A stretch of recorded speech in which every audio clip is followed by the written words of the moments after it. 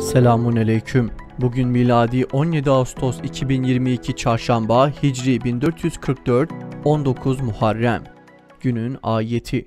Dosdoğru namazı kılın, zekat verin ve elçiye itaat edin.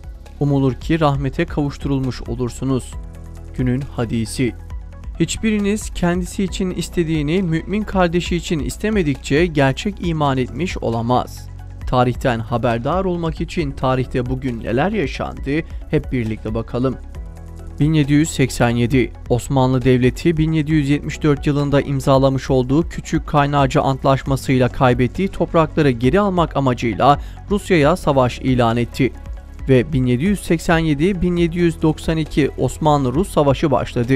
Savaş 1. Abdülhamid'in saltanatı sırasında başlamıştır. İngiliz ve Fransızlar savaşa katılmamakla birlikte bu savaşta Osmanlı Devleti'nin yanında yer almışlardır. Ancak Avusturya'da savaşa girince Osmanlı Devleti beklemediği bir şekilde kendisini Avusturya'nın da karşısında bulmuştur. 1945 Endonezya Hollanda'dan bağımsızlığını ilan etti. Hollanda'nın sömürgesiyken Japonya tarafından işgale uğrayan Endonezya, verdiği kurtuluş mücadelesi sonucu hem işgalden kurtuldu hem de bağımsızlığını kazandı. 1949 Erzurum, Bingöl ve ilçesi Karlova'da meydana gelen 6.7 şiddetindeki depremde 450 kişi öldü, 1500'ü aşkın evde yıkıldı. 1988 Pakistan Devlet Başkanı Ziaül Hak, bindiği uçağın havada infilak etmesi sonucu öldü. Pakistan'da seçimle yönetime gelen Zülfikar Ali Bhutto'yu 1977'de askeri darbeyle deviren general olan Ziaül Hak, darbeden sonra şeriat yönetimini ilan etti. 1988'de ABD Büyükelçisi'nin ve kurmaylarının da bulunduğu uçağın düşürülmesi sonucu hayatını kaybedene kadar yönetimde kalmıştır. 1996 Rusya ile Çeçenistan arasında resmi olarak ateşkes antlaşması imzalandı. Daha sonra ateşkesi bozacak olan Rusya, Çeçenistan'ı işgal edecek ve her türlü komplolarla Çeçen direnişini kırmak ve bastırmak yoluna gidecektir. 1996 Etiyopya birlikleri Somali'ye saldırdı, 232 Müslüman katledildi. 1999 Türkiye, merkez üssü Kocaeli Gölcük olan 7.4 büyüklüğündeki yakın tarihinin en büyük ve en yıkıcı depremiyle sarsıldı. Gölcük depremi, İzmit depremi, Marmara depremi ya da diğer adıyla 17 Ağustos 1999 depremi 45 saniye sürdü. Kocaeli Gölcük merkezli deprem tüm Marmara bölgesinde Ankara'dan İzmir'e kadar geniş bir alanda hissedildi ve büyük çapta can ve mal kaybına neden oldu.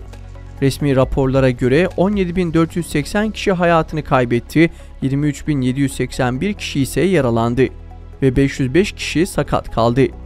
285.211 konut, 42.902 iş yeri hasar gördü. Resmi olmayan bilgilere göre ise depremde yaklaşık 50.000 kişi hayatını kaybederken ağır hafif toplam 100.000 kişi de yaralandı. Ayrıca 133.683 binanın çökmesi sonucu yaklaşık 600.000 kişi evsiz kaldı. Yaklaşık 16 milyon insan depremden değişik düzeylerde etkilendi. Bu nedenle Türkiye'nin yakın tarihini derinden etkileyen en önemli olaylardan biridir. Deprem gerek büyüklük, gerek etkilediği alanın genişliği, gerekse sebep olduğu maddi kayıplar açısından 20. yüzyılın en büyük depremlerinden biridir. 2013 Mısır'da Ramses Meydanı'nda junta kuvvetlerinin yaptığı katliamdan kaçarak El Fetih Camii'ne sığınan 400 darbe karşıtı göstericiye operasyon gerçekleştirildi. Junta güçleri caminin kapılarını zorla açarak birçok göstericiyi tutukladı. Dışarıya çıkan darbe karşıtı göstericiler ise Baltacı adı verilen suç gruplarının saldırısına uğradı. Cami içerisine çok sayıda göz yaşartıcı bomba atıldı. Mısır cuntası tarafından gerçekleştirilen bu vahşet canlı yayınlarla tüm dünyanın gözleri önünde yapıldı. 2015 Suriye'de zalim Baas rejimine ait savaş uçakları Şam'ın Duma semtinde pazar yerine saldırı düzenledi. Sivillerin hedef alındığı saldırıda ölü sayısı 120'ye ulaştı. 300 aşkın kişi de yaralandı. 2019 Rusya'nın İdlib gerginliği azaltma bölgesi sınırları içerisindeki bir köye düzenlediği hava saldırısında 13 sivil hayatını kaybetti, 20 sivil yaralandı.